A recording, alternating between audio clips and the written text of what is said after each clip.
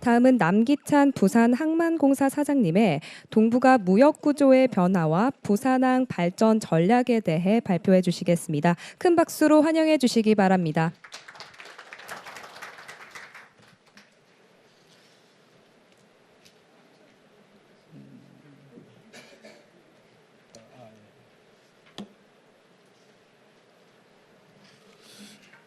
예, 슬라이드가 넘어갔네요.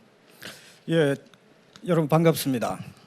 오늘 저는 동북아 무역 구조 변화와 또 우리 부산항이 거기에 대해 어떻게 대응을 할 것인가 하는 내용으로 말씀을 드리겠습니다. 여러분, 항만은 그 해운과 달리 항만의 경쟁 상대는 지리적으로 제한이 됩니다. 해운은 글로벌 경쟁입니다만은 우리 부산항의 경쟁 대상은 북중국하고 항만 또 일본이다. 그렇게 말씀을 드리겠습니다. 그래서 오늘 공간적인 범위를 좀 동북아 이렇게 좀 줄였습니다. 또 하나는 여러분 동북아 무역 구조 변화라는 것을 말씀 좀 드리겠습니다. 해운도 마찬가지입니다만은 이 항만도 여러분 수요가 파생 수요지 않습니까? 교통 수요가 대표적인 파생 수요였습니다. 아침에 여러분 혹시 지하철 탔으면 왜 지하철 탔습니까? 타고 싶어서 타는 게 아니죠. 그죠? 여기 오기 위해서 탔습니다. 그래서 그런 목적을 위해서 수요가 발생하는. 그래서 1차적으로 해운이 여러분 파생 수요입니다. 경제 산업 활동에 의해 파생이 되고 우리 항만은 그 다음에 해운 수요에 의해서 파생이 되는 그런 수요다 이렇게 볼 수도 있습니다. 그래서 제가 오늘 동북아 지역에 있어서 이런 무역 구조 변화가 어떻게 되는가, 거기에 따라 부산항의 물동량은 어떻게 될 것인가, 부산항의 또 전략은 어떤가 이렇게 말씀드리겠습니다. 우선 간략하게 부산항의 위상에 대해서 말씀드리겠습니다. 여러분 잘 아시겠습니다만은 부산항의 최대 장점, 가장 큰 자산이라고도 할 수 있겠습니다. 지리 경제적인 그런 위치다. 이렇게 보죠.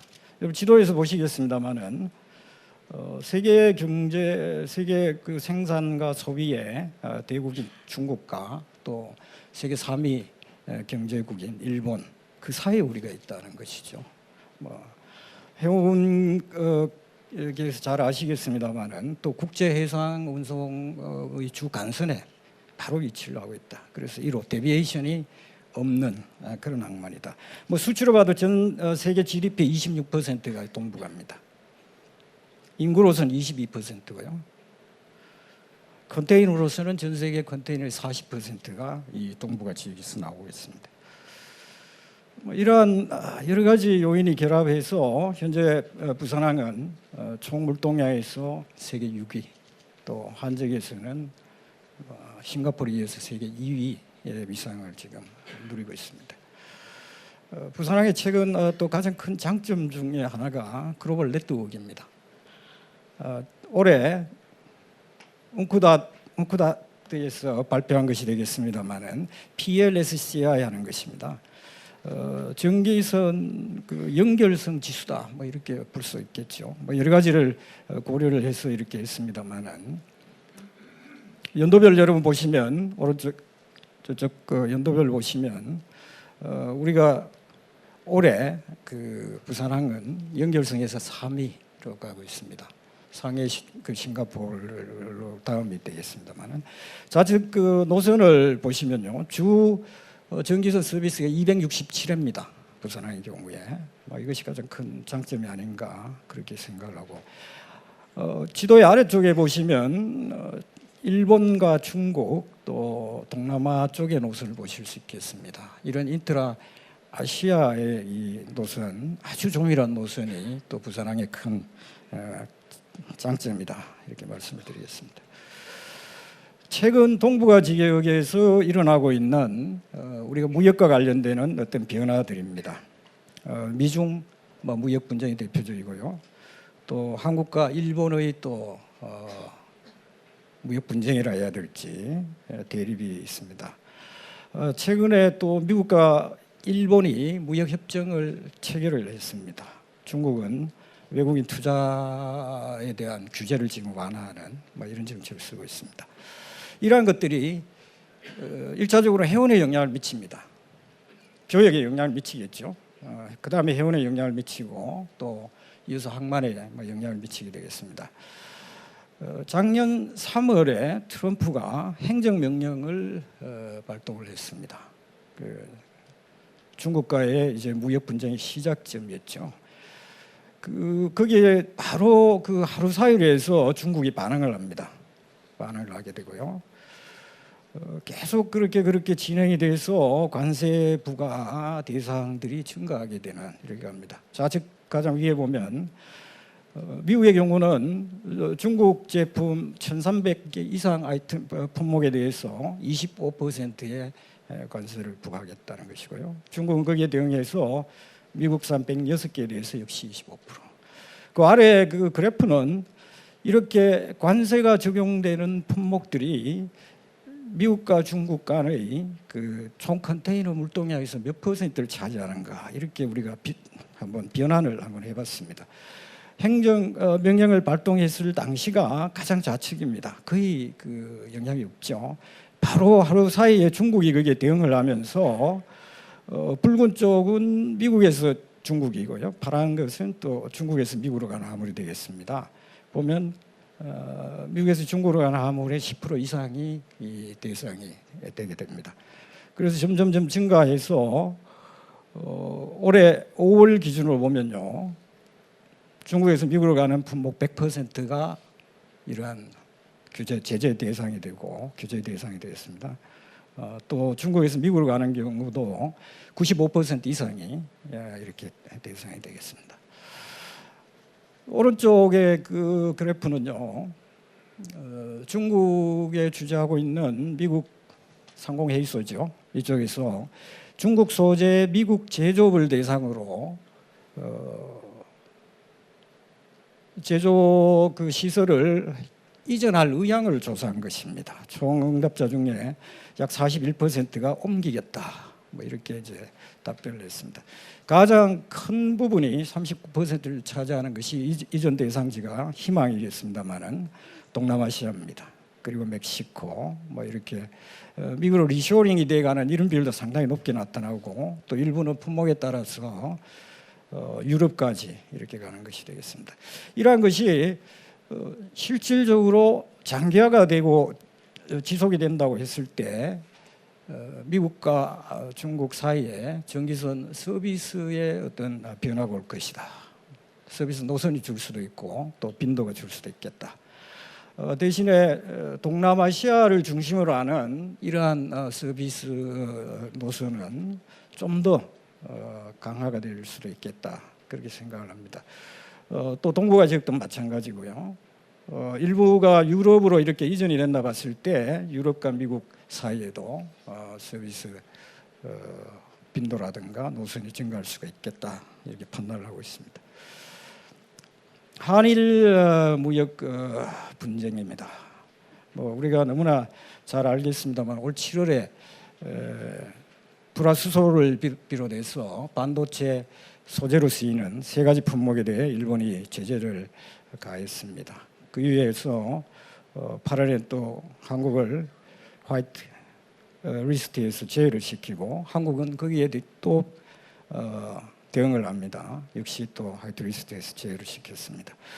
올 9월부터 해서 본격적으로 노자판 이 운동이 일어났습니다. 이것이 이제 또 양국 그 교육과 교류에 상당한 그런 영향을 미칩니다. 좌측 표를 보시면요, 부산항과 일본 사이의 그 컨테이너 화물 볼륨입니다. 지난해 2017년과 18년 경우를 보면 하고 그 다음에 작년 그 1월 8월 그 다음에 올해 1월 8월 기간을 비교를 해놨습니다만은 2017, 18년 대비했을 때보다는 마이너스 2.3%니까 약간 감소를 합니다. 그러나 한일 분쟁으로 해서 부산항과 일본 간의 그 물동량 감소했다 이렇게 뭐 단언할 수는 없다 아직은 그렇게 생각을 하고 있고요. 오른쪽은 보면요 페리입니다. 이쪽을 한번 보시면 위에 여객의 경우는 전년 대비해 가지고 뭐 14%가 감소했다 나옵니다만은 올해 기준으로 월별로 봤을 때는 그 표 아래 보시면 8월을 중심으로 보시면 상당한 그런 감소를 여러분 알 수가 있습니다. 그래서 지금 현재 기준으로 보면 한 80% 정도가 감소한 것으로 그렇게 나타나고 있고요. 우리 그 항만공사에서는 1차적으로 국제적 터미널에 입주하고 있는 면세점부터 뭐 여러 업종이 있습니다. 임대료를 60% 감면해주고 또 원하는 경우에는 휴업을 할 수 있도록 일단 이게 유지해 가자는 이런 우선 전략을 가고 있습니다. 그리고 올해 우리가 연말이 되면 90% 이상 여객은 감소할 것으로 보고 있기 때문에 또 추가적인 그런 조치가 따라줘야 될 것이다 이렇게 봅니다. 아래 내용이 있습니다만 물동량 측면에서는 아직 뚜렷하게 나타나지는 않습니다. 여기 우리 인터아시아 선사 관계자 여러분 오셨습니다만 직접 피부로 느끼겠을 겁니다. 초기에 우리가 그 2개월 정도가 지났을 때 조사해 보니까 일본 맥주가 한 500TU 정도가 감소했어요. 그게 엄청 마셨다는 얘기입니다.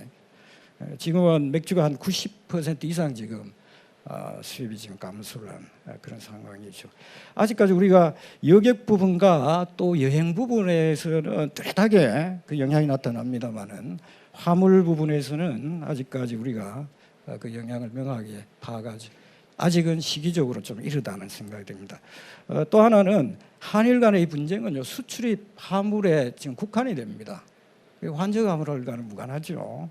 그러나 우리가 노자판 운동과 같이 일본에서도 유사한 운동이 일어난다면 지금 부산항으로는 환저 화물들을 일본의 주요항으로 이렇게 전환시키는 또 그런 분위기가 일어날 수도 있겠다는 생각을 하고 있습니다.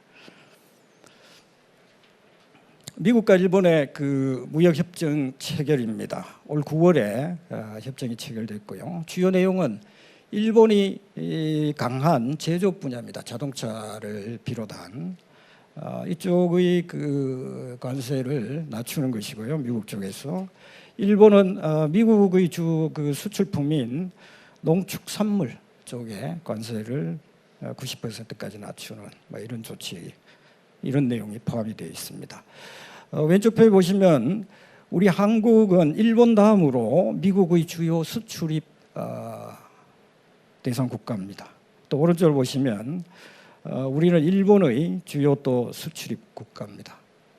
이런 측면에서 우리가 한국 제품이 미국 시장에서는 자동차라든가 가전이라든가 이런 일본과 경쟁하는 쪽에서는 상당히 좀 고전을 할 수가 있겠다 이렇게 생각하고요.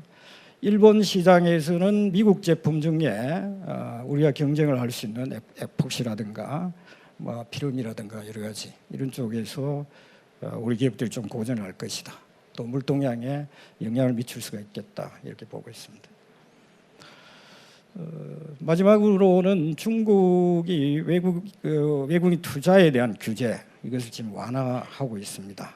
올해 6월입니다만은 포린 그 외국 투자와 FTA에 관한 그러한 가이드라인을 지금 발표를 했습니다. 그리고 거의 전 분야에 오락, 문화 전 분야에 대해서 진입 장벽을 지금 완화를 하는 내용을 포함하고 있습니다. 거기에 대해 가지고 FTJ 6곳을 또 추가로 이렇게 해가는 이런 게 있습니다. 그 아래 표를 보시면 과거부터 지금 중국이 올해까지 해서 제한하는 품목, 그 다음에 금지하는 품목 이러한 것들이 점점 줄어들고 있습니다. 그러니까 진입 장벽을 낮추고 외국의 투자를 적극 유치하겠다, 뭐 이런 측면이 되겠죠. 이러한 것이 조금 시간은 걸리겠습니다만은 결국은 제조업체에서는 생산 기지를 또 중국으로 이전할 수도 있고, 그래서 그 교역에 영향을 미치고 또 해상 운송에 영향을 미치고 우리 항만에 영향을 미칠 수가 있겠습니다. 부산항의 물동량 변화를 한번 보겠습니다. 자직표를 보시면요.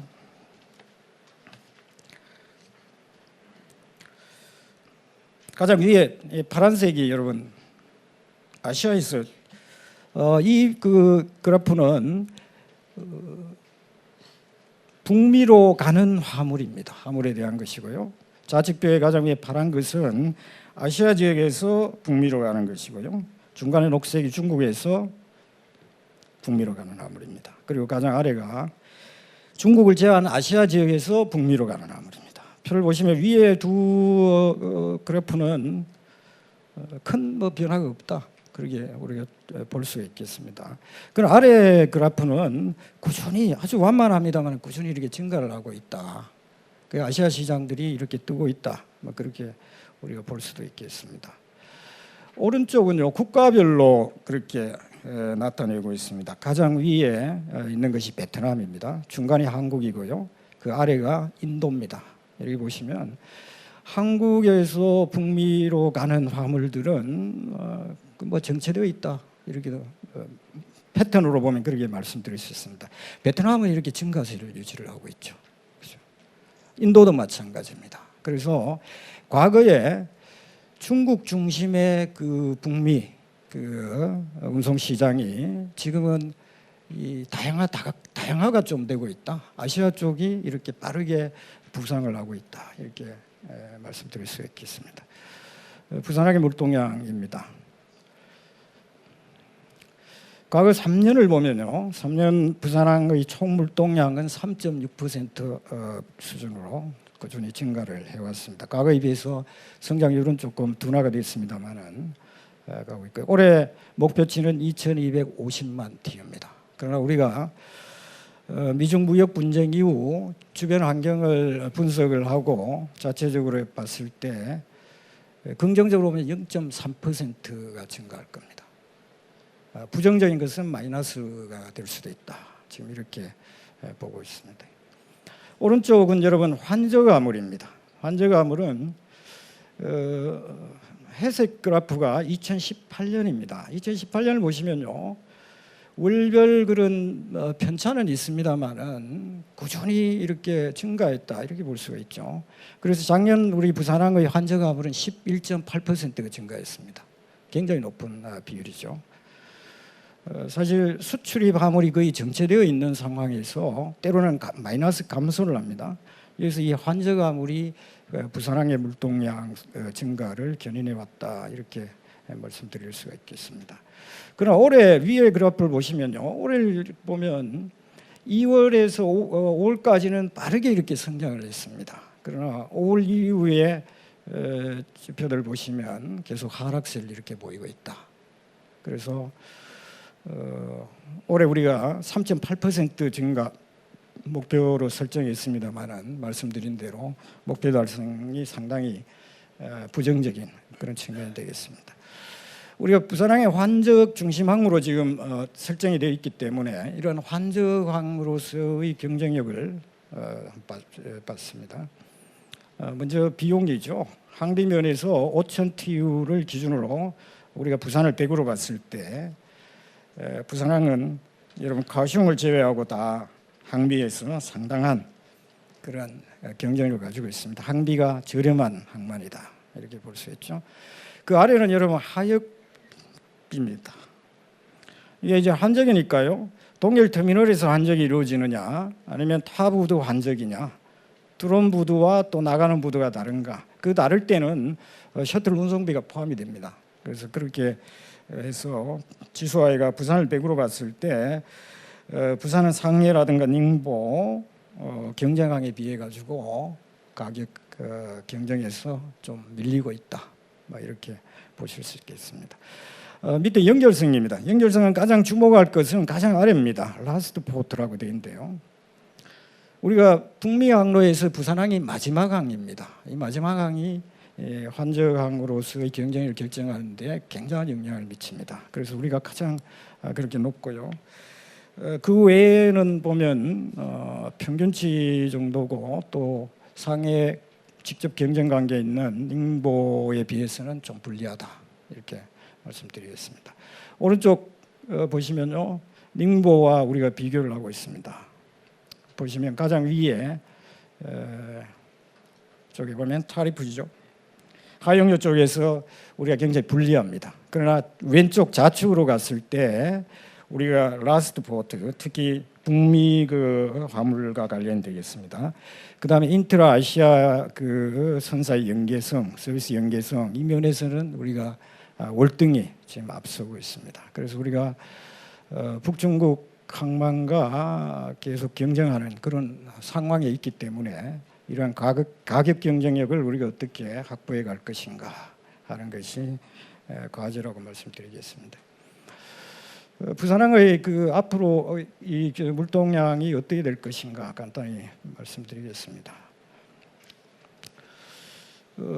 KMI에서 예측한 것과 그다음에 그 시인텔리전스라는 외국 컨설팅사의 그 예측한 것을 우리가 조합을 해서 봤을 때 2025년에 우리 그 환정 물동량입니다. 1,500만 TU를 초과합니다. 그다음에 2030년에는 1,900만 TU를 초과하게 이렇게 되어 있습니다. 그러나 여기서 이제 말씀드릴 것은 이러한 예측은 앞에서 말씀드렸던 그런 여러 가지 환경 변화, 무역 분쟁이라든가 이런 정성적인 이런 요인들이 반영이 되지 않았습니다. 그래서 미주 무역 분쟁이 장기화가 되고 또 특히 다 우려를 하고 있습니다만 세계 경기가 침체기가 지속이 된다 했을 때 이러한 목표치는 달성할 수가 없다, 그렇게 생각을 하고 있습니다. 오른쪽에 국가별 그 환적입니다. 보면 중국과 미국 그다음에 일본 이 세 개 국가가 뭐 압도적인 그런 비중을 차지하고 있죠. 그러나 조금 고무적인 것은 그 아래 노란색이 되겠습니다만은 동남아시아에서 어디가 출발지와 도착지 동남아시아인 이런 그 환적 화물들이 꾸준히 증가하고 있다. 그래서 이러한 측면에서는 우리가 그 중국이라든가 특정 국가 의존도를 낮추는 그런 측면에서 굉장히 고무적이다 이렇게 말씀드리겠습니다. 부산항이 어떻게 앞으로 대응을 해 나갈 것인가 하는 쪽입니다. 우선은 뭐 항만은 여러분 수요에 맞게 즉시에 공급 능력을 확보하는 것이 가장 중요합니다. 또 동시에 기존에 있는 시설들을 얼마나 효율적으로 또 운영을 하는가 두 가지가 되겠습니다. 오른쪽 그림을 보시면 잘 아시겠습니다만은 현재 우리 부산은 신항만의 경우는 5개의 운영사로 되어 있습니다. 그리고 운영사의 그 선적 규모가 특정 어라이언스를 선박을 화물을 다 처리할 수 있는 정도가 못 되기 때문에 규모가 소규모입니다.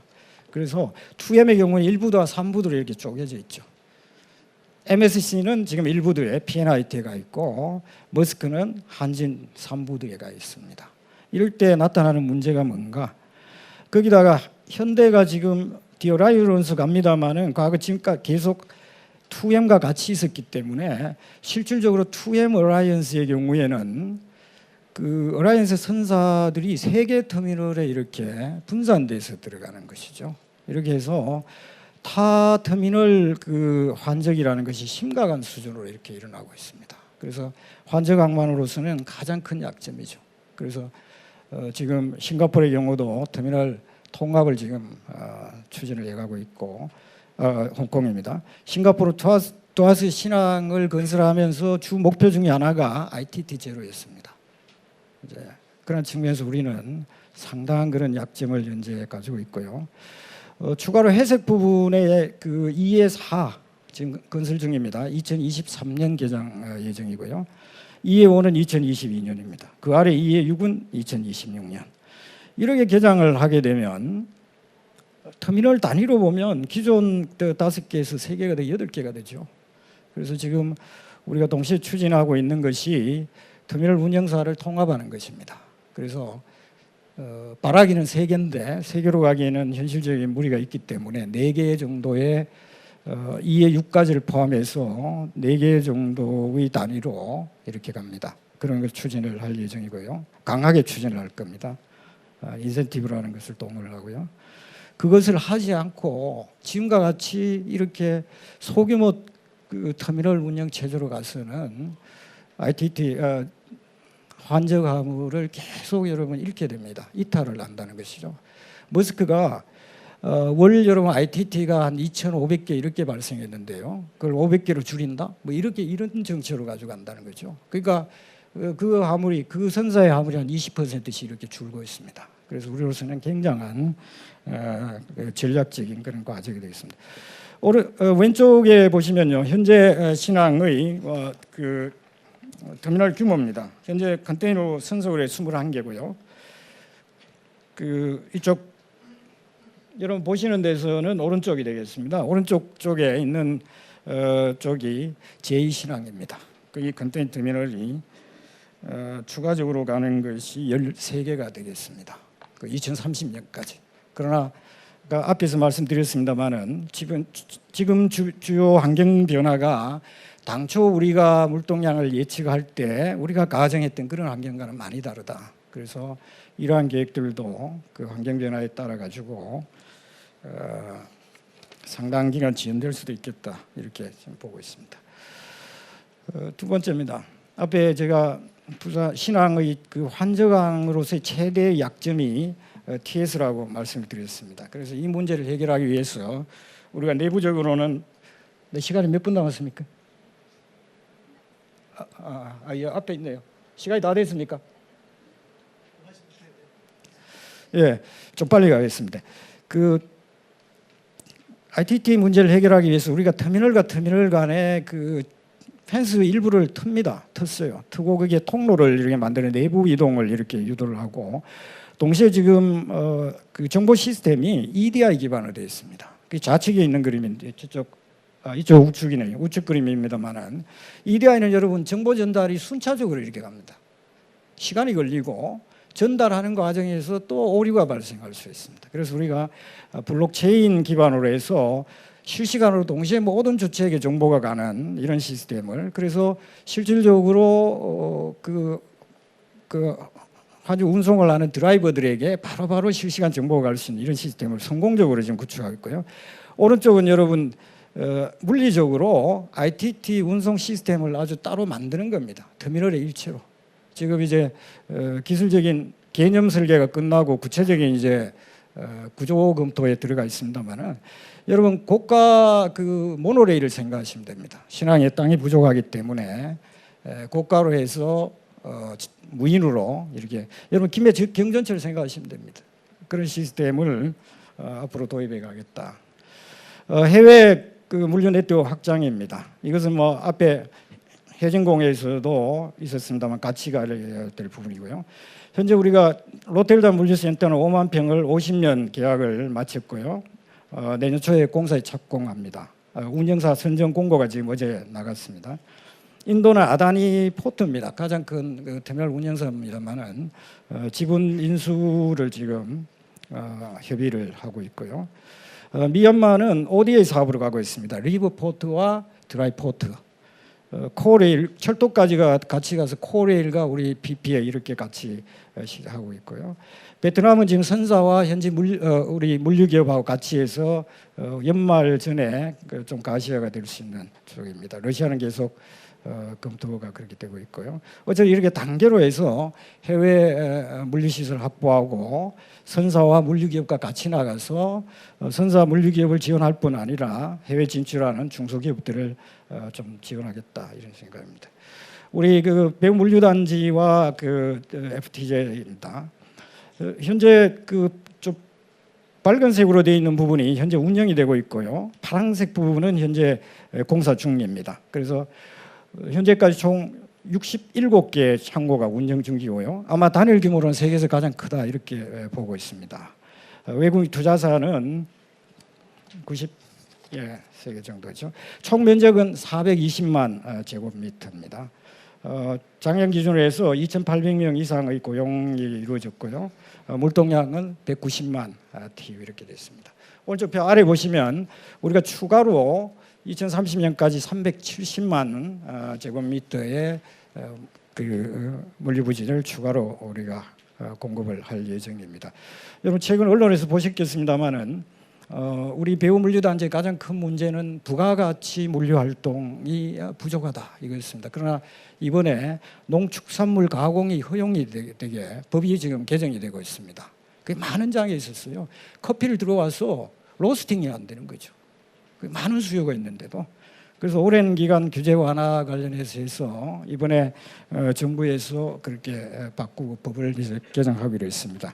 그래서 앞으로는 좀 더 다양한 그런 물류 활동과 부가가치 활동이 이루어질 것으로 보고 있습니다. 예, 감사합니다.